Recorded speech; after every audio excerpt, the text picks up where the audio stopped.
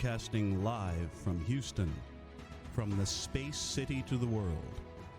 You are watching Now Media Television.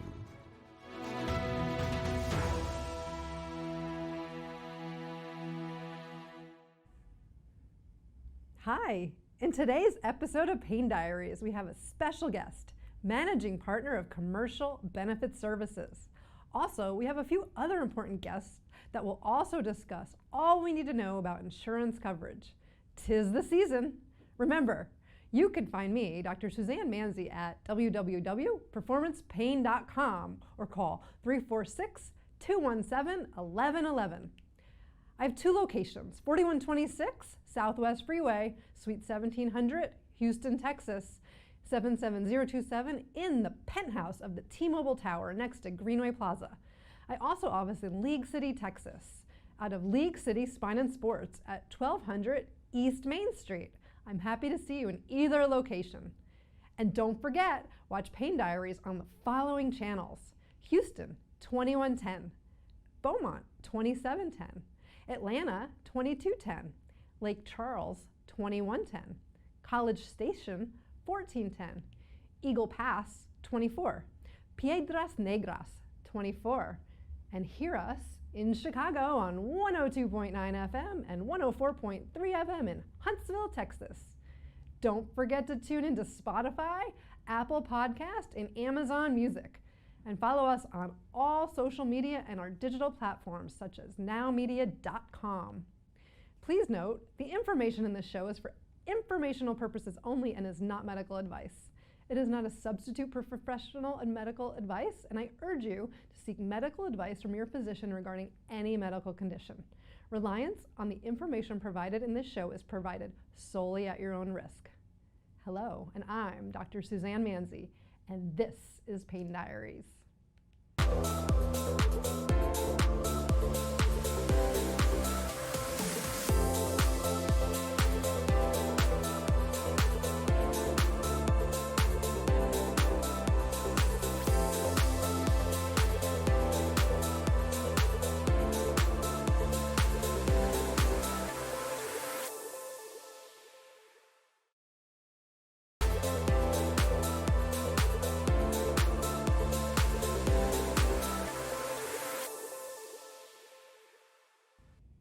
Hi, Dr. Suzanne Manzi here with Performance Pain and Sports Medicine.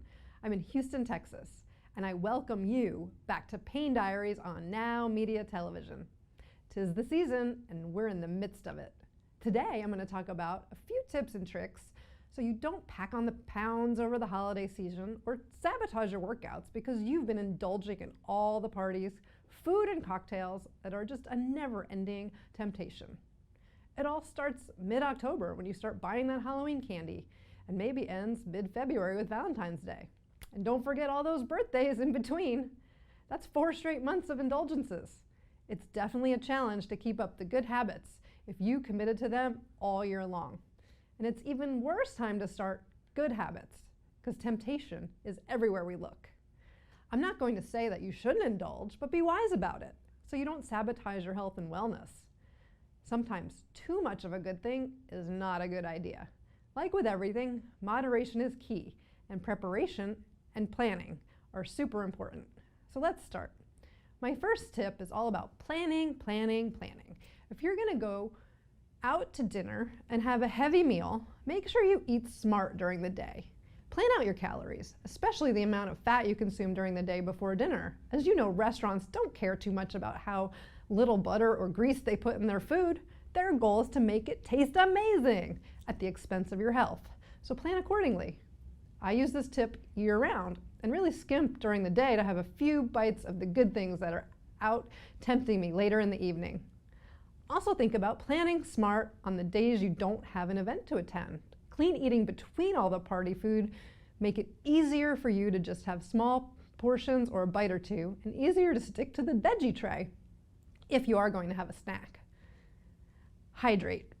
I strive to drink a gallon of water a day, and this is even more important during the holidays, especially if you have an extra cocktail or two. Go into your event fully hydrated, and you may not have the extra hunger that can overtake your day. And even at the party, you can sip on sparkling water with lime without the alcohol. Drinking alcohol on an empty stomach can actually promote hunger and cause misjudgment on what you eat. Nobody really cares what you are drinking, so be good to yourself.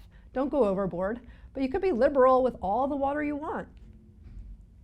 Dance. Yes, most parties have music, so get up, burn some calories between courses, and find some kids and have a dance party, or just grab some fun adults and do the same. Get those endorphins going and get down and boogie. Are you the host? Show your guests that you care about them and their hearts. Use smarter oil choices and make delicious recipes full of fiber, protein, and veggies.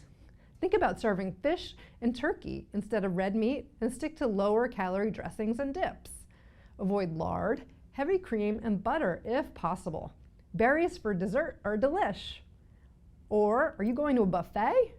Walk around, take a few laps, burn some calories before you start, and check out your options and see what's available before loading up your plate and what your eyes want to feast.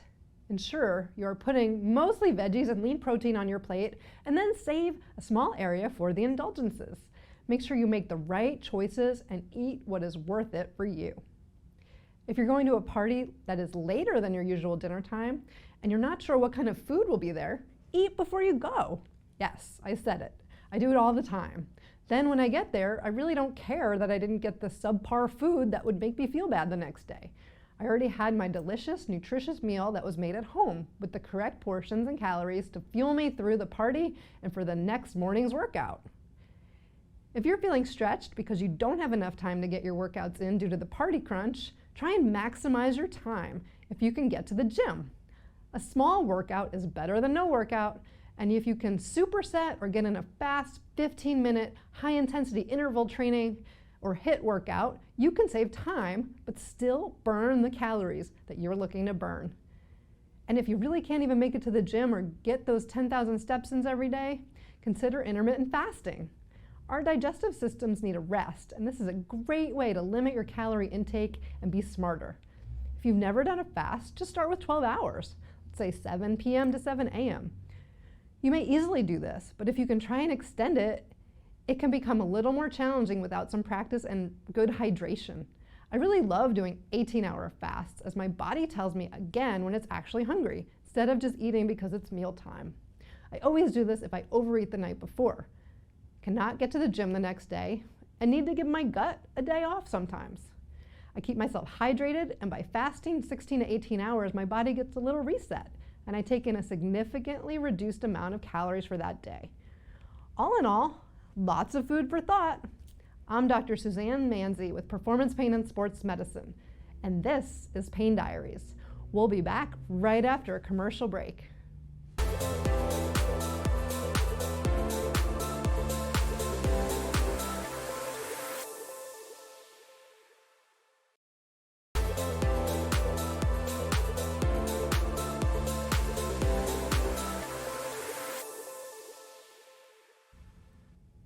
Welcome back to Pain Diaries. Dr. Suzanne Manzi here with Performance Pain and Sports Medicine.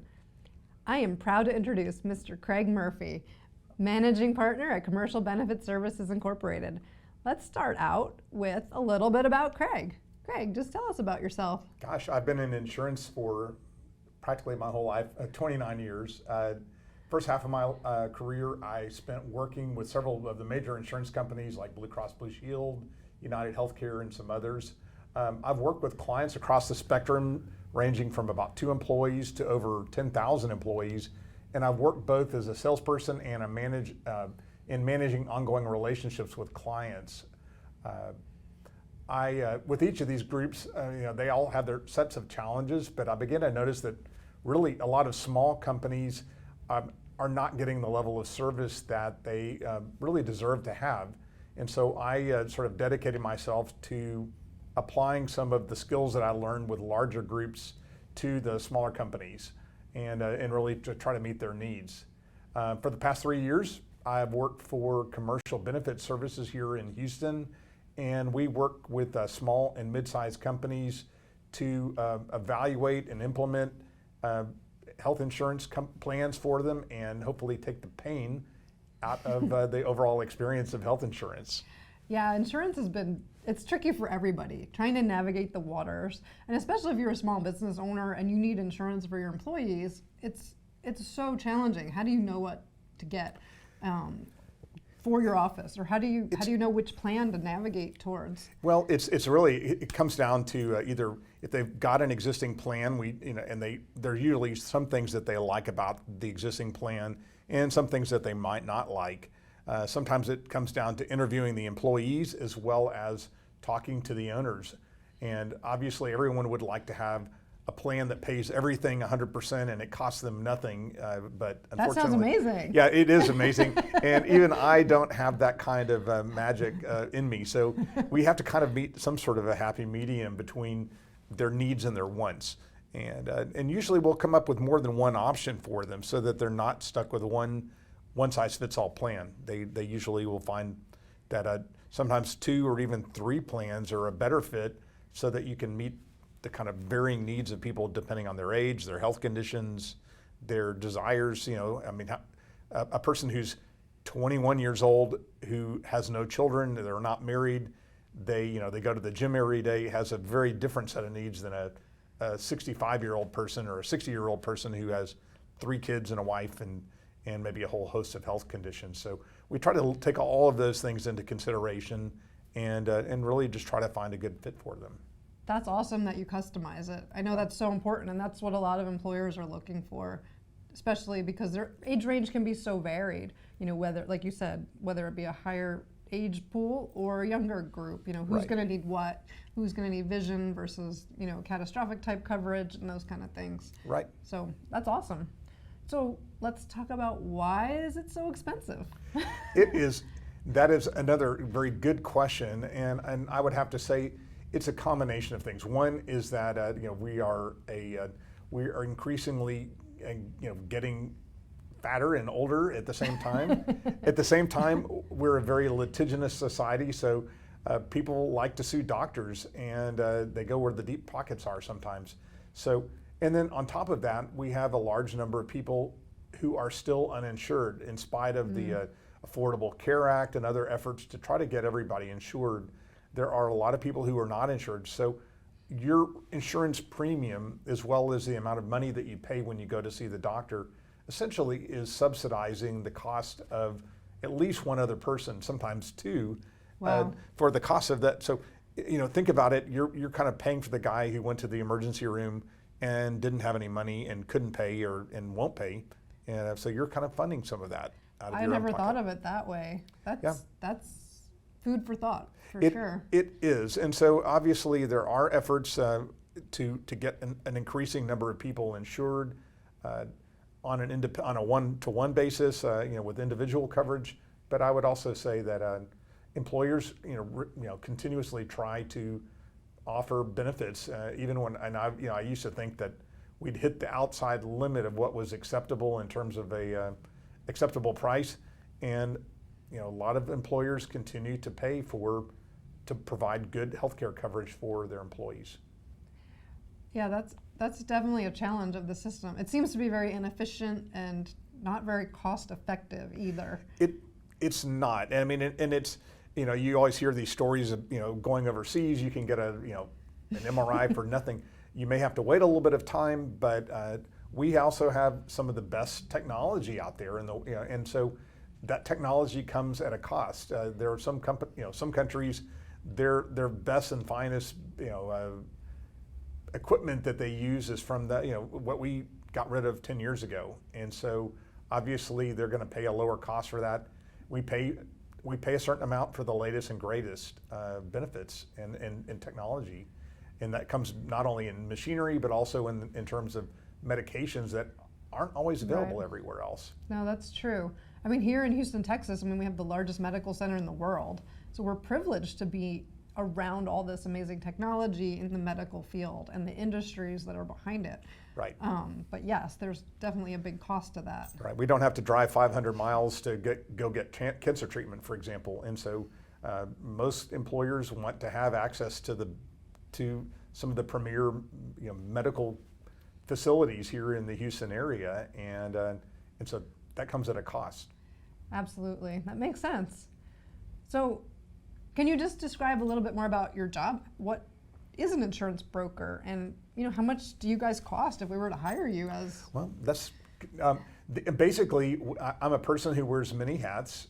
I work both in looking to, meeting with prospective customers, kind of identifying what their needs are, as well as implementing those benefits.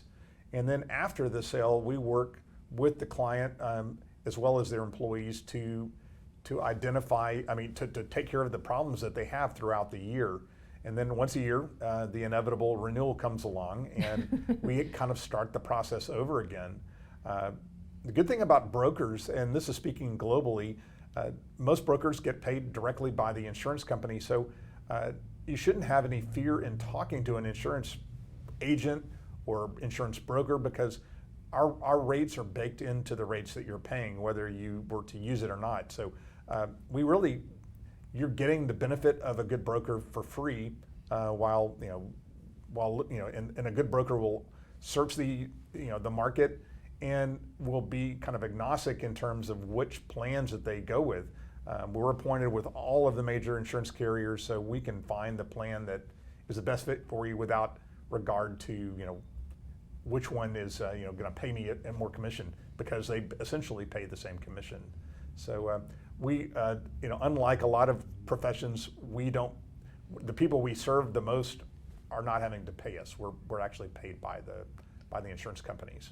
Okay, so that clarifies a lot. So if we were to look at your company, to service our business, right, the insurance company pays you. We're right, not actually right, physically paying for your services. Right. And if you have a broker who you only see once a year, you never hear from them, they don't return phone calls, you're paying that broker whether you are using them or not.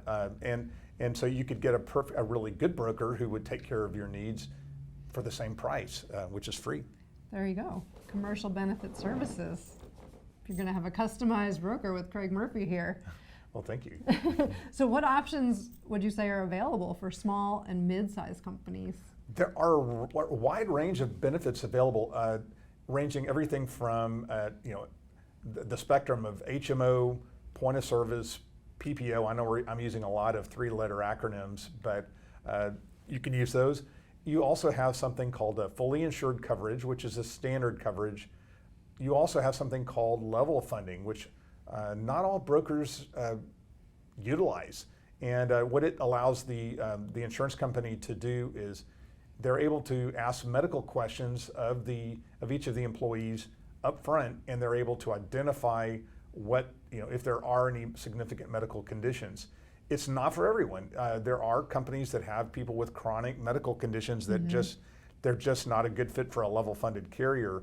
But if you are slightly healthier than the average group, then level funding might be a really good option for you, and you can save as much as 30% off of the fully insured rates that you may currently have. I'm always surprised because you'll have clients who have never been shown level funded coverage from their current broker. When I present it to them, they're kind of dismayed that they've been paying these rates for all these years, and they just have I can potentially save them 30%. I mean, sometimes it's absolute disbelief. So 30% is a big deal. So I would encourage for people to talk to me or talk to your current broker about the possibility of something called level funding. There are really very few disadvantages, and you also have a great deal of upside.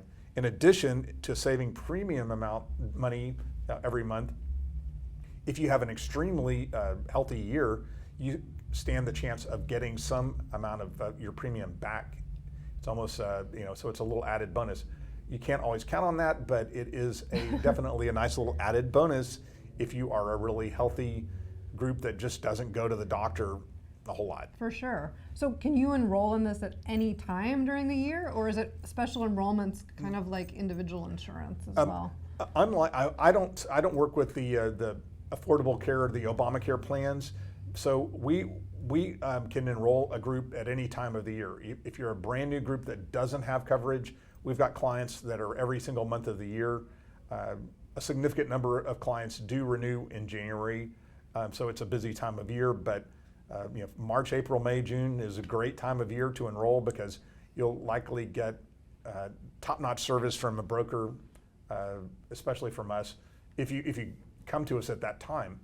And if you currently have a plan, if you're on a fully insured plan, you can cancel that with 30 days notification, even if you have a 12-month contract, and you can move to another plan in the middle of the year. Oh, wow. That's great.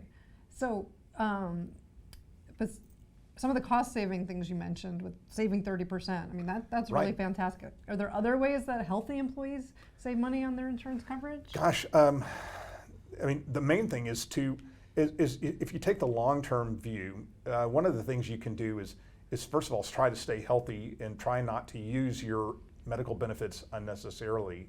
If you try to stay out of the emergency room whenever possible, I encourage people to find out if there is where the urgent care facilities are that are in your network. An urgent care facility is typically subject to a copay.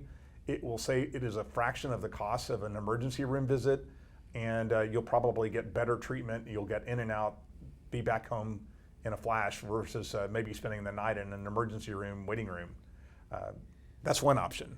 No, those are great tips. And staying healthy obviously saves an insurance premium. Absolutely.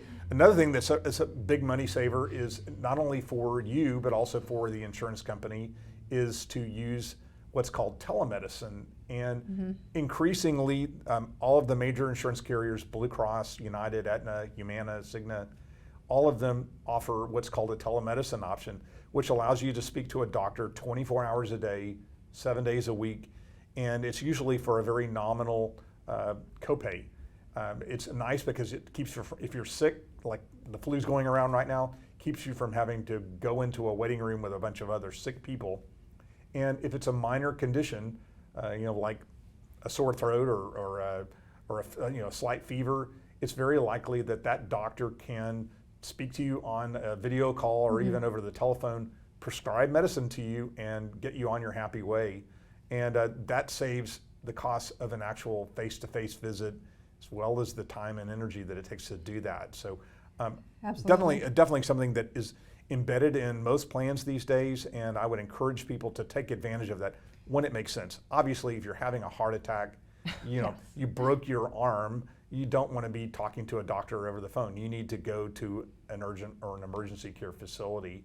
But use the appropriate level of care, and that'll save you a lot of money, and that translates into a lower rate of increase at renewal time. Absolutely. And as a specialist, being a pain management physician, I've even incorporated telemedicine into my practice as well. But I know primary care, it's revolutionized the cost savings. And even for me, I mean, my patients are so grateful when they have telemedicine. It saves money on gas, it saves their time, and it saves my time. Yep. And it's a great way for saving money. It's interesting. There was a tremendous amount of reluctance for the first few years, but I think with the pandemic, that an increasing number of people began using it, and they discovered that they actually like it. And it's actually a very handy tool, and it keeps you from having to schedule an appointment during the middle of flu season 3 days out. And so by all means, take advantage of those benefits. Absolutely.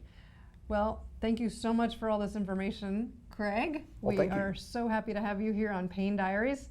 So if you're at all interested in getting group insurance here in Houston, Craig Murphy and his company are here to help. We are happy to work together to help you get better, because as you know from Pain Diaries, you have to take care of you so you can continue to take care of business. Great. Yeah, so like Dr.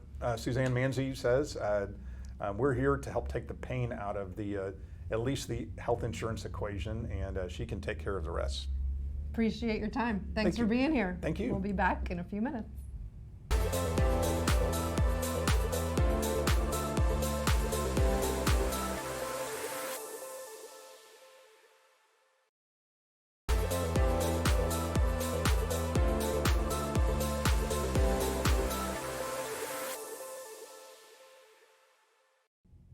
Welcome back to Now Media's TV show, Pain Diaries, broadcasting here in Houston, Texas on channel 2110.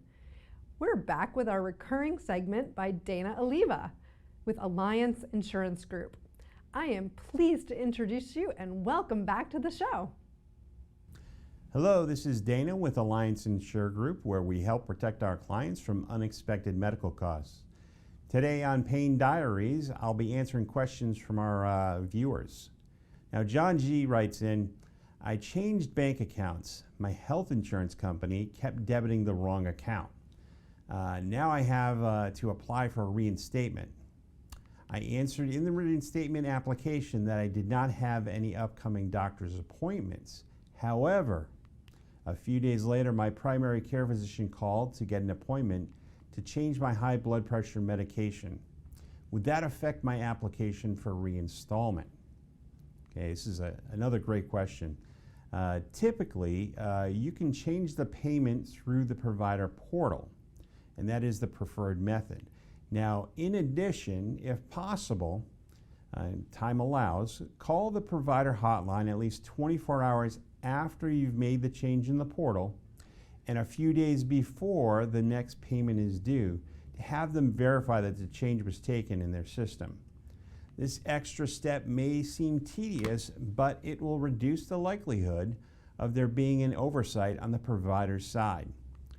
To answer the second part of your question, depending on the severity, additional pre-existing conditions, and the length of the lapse, you may have 15 to 30 days to reinstate before you're required to submit on a new plan. Every provider has different windows of opportunity, so you'll have to check with them to find out exactly how long you have. Now, typically open enrollment takes place from November 1st until December 15th with a start date of January 1. This year they've been an extension until the 15th of January for a February 1 start date.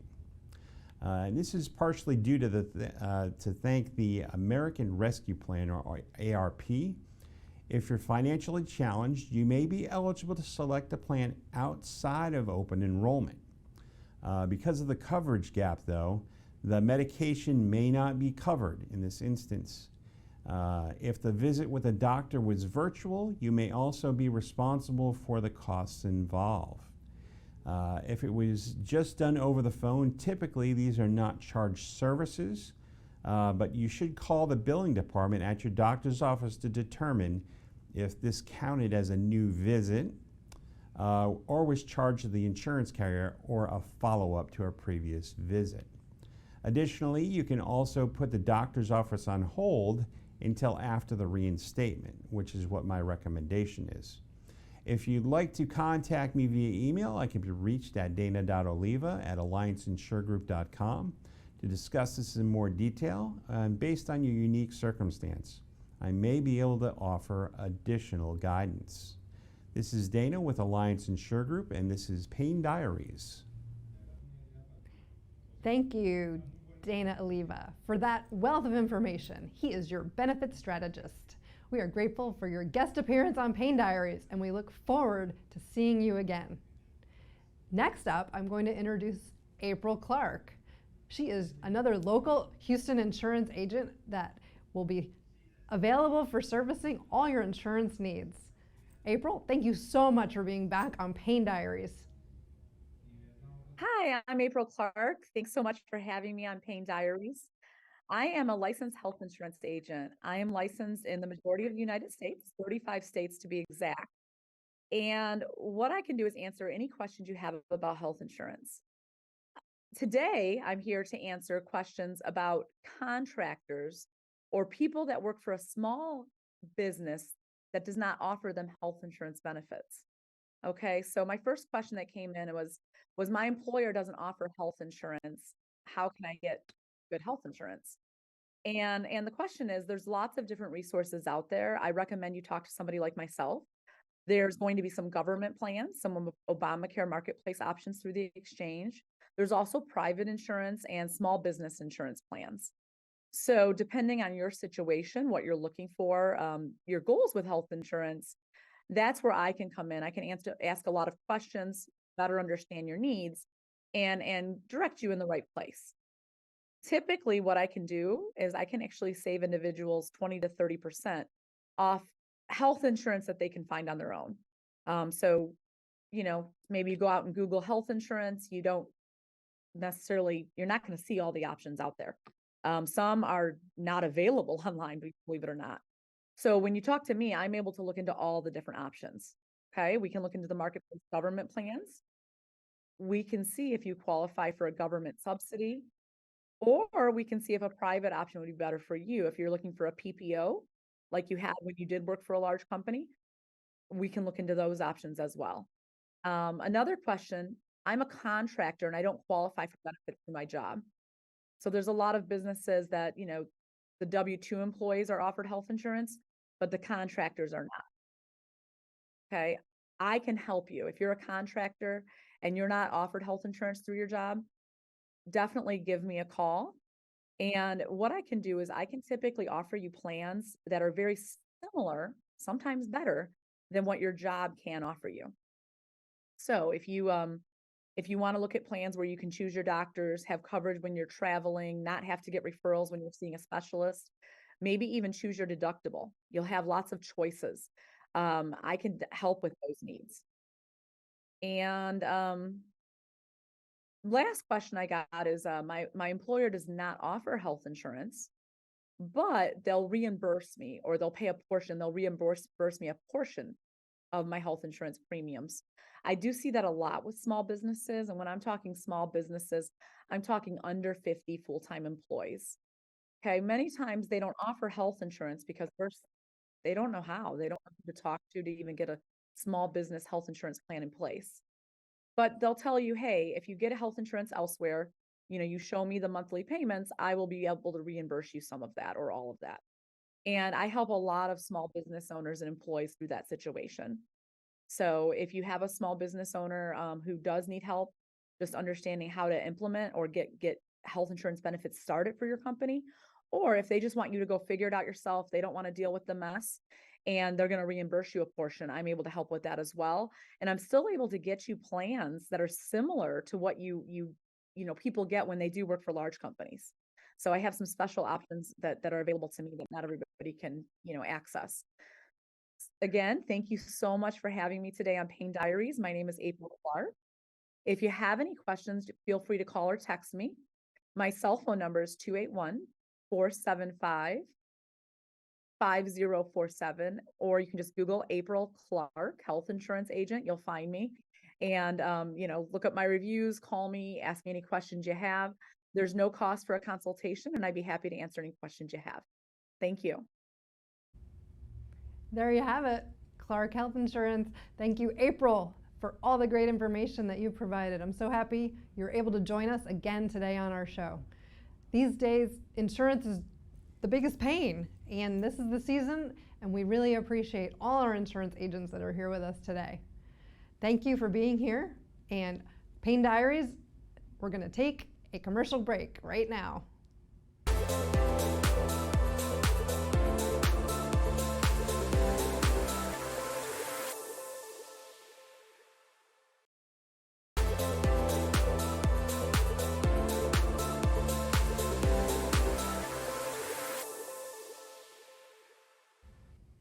Now Media TV and Pain Diaries welcomes Craig Murphy back to the show. We have some questions from the audience from our previous interview, and we would love to explore a little more regarding some of our insurance options when it comes to employers. So Craig, now there was a little confusion about what constitutes a group. Sure. How many employees do you have to even get on a group insurance plan? So it's pretty simple. It's actually 2 employees. The difference is that some insurance companies are going to be a little bit hesitant if the 2 employees are husband and wife, but some others are perfectly okay with that. So if you are looking for a group policy, which offers you a much wider range of benefit options as opposed to an individual plan, definitely talk to us. We'd be happy to show you some of the options that are available as a group policy as opposed to an individual policy. Okay, that's great.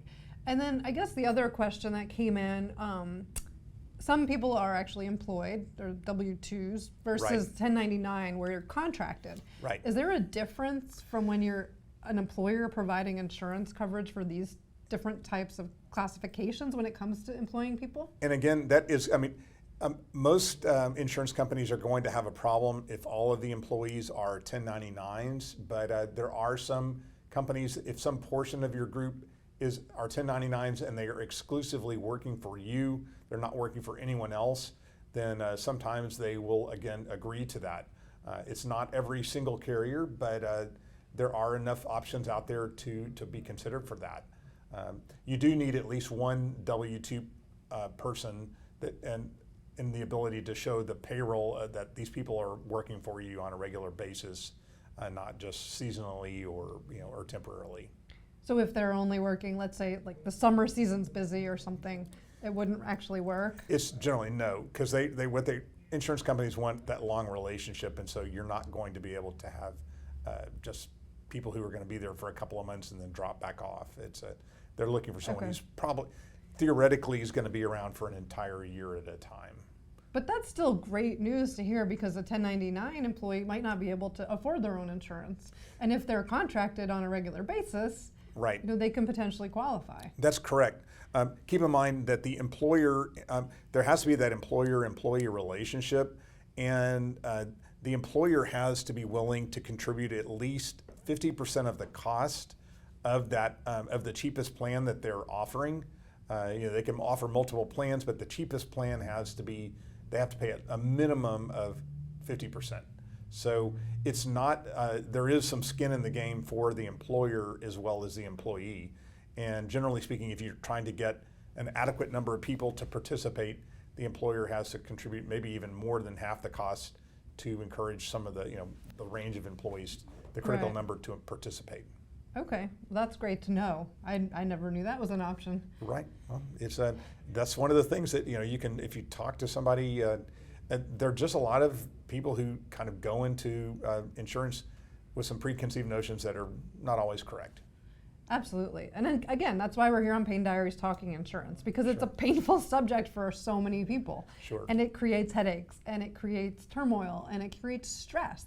And my job, being host of Pain Diaries, is to hopefully alleviate people's stress in educating them about what's available in the medical world. Sure. Well, that's perfectly makes sense, and it's if you have to pay for doctor visits out of your pocket, it can be very painful, and for sure. And it's not insignificant, the amount of money that you're paying for health insurance, but it particularly can help if you have ongoing conditions. You need insurance if you're going to need to go to the doctor on a regular basis. And even, I always tell patients, if they don't have any insurance, you really should look at even getting some kind of basic coverage for a catastrophic. You don't know what can happen, especially driving in Houston. Absolutely. It's reckless out there. And it's amazing. On an individual, or even though I don't work in individual coverage, there are tremendous options available, and with the subsidies available on individual coverage, it's really a shame when people think that they can't have coverage, because it's available out there. It may not be covering first dollar coverage, but at least if you wind up in the hospital with, you need your appendix out. Right. Believe me, talk about pain diaries. That would be a very painful experience if you're having to pay out of your own pocket for that. Exactly. For years to come. So another question from the audience: can you describe more about the difference? When you're subscribing an employer. Right. Do you offer different PPOs versus HMOs for the company, or does it matter how many employees you have to offer a PPO, things like that? No, not at all. And in fact, we've got small groups that are as small as 2 employees, and you can offer both PPOs as well as HMOs. You can even offer, in many carriers, a combination of plans. So you could offer an HMO and a PPO. Okay. Can you describe which one is which? Because that's super confusing for so many people. Sure. An HMO is, HMOs get a bad rap, but they're really excellent insurance, and it provides some great benefits. The big difference is in the network, as well as and generally speaking, an HMO stands for Health Maintenance Organization, and an HMO generally has a smaller network than a PPO. The doctors, you would normally have to choose a primary care physician who would be a doctor who's in the network, and you would have to, this would normally be a doctor of internal medicine, a family practitioner, a general practitioner, or a pediatrician. For females, you could sometimes go to an OBGYN.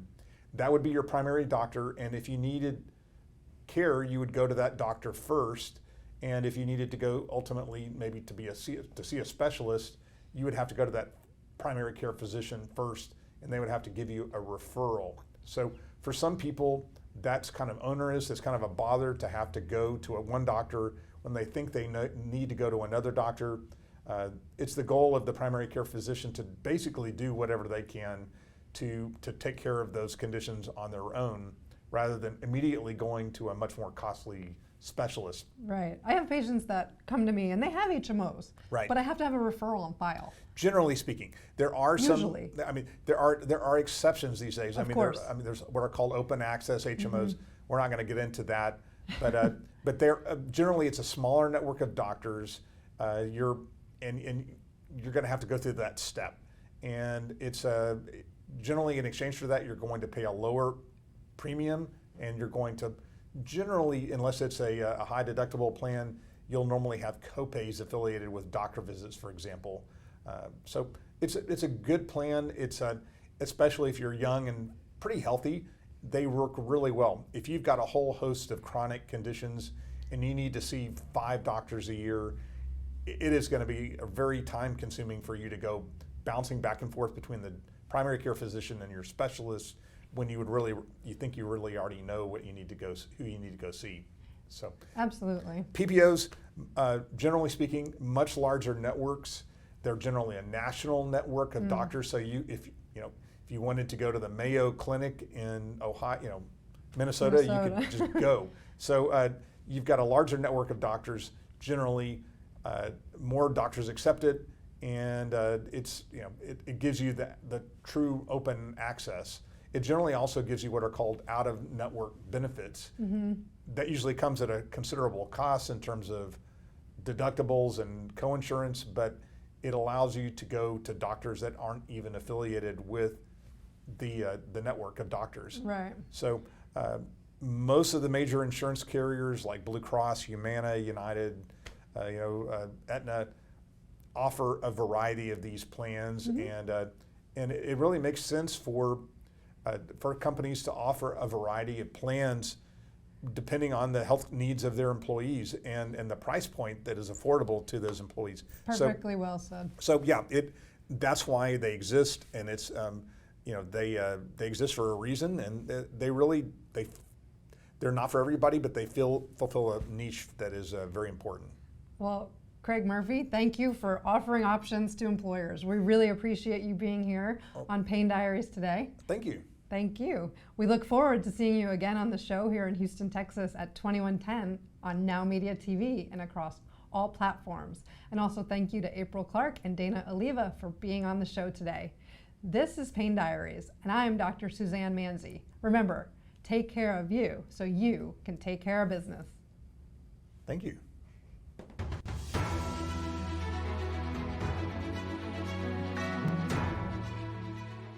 This has been a Now Media Television feature presentation. All rights reserved.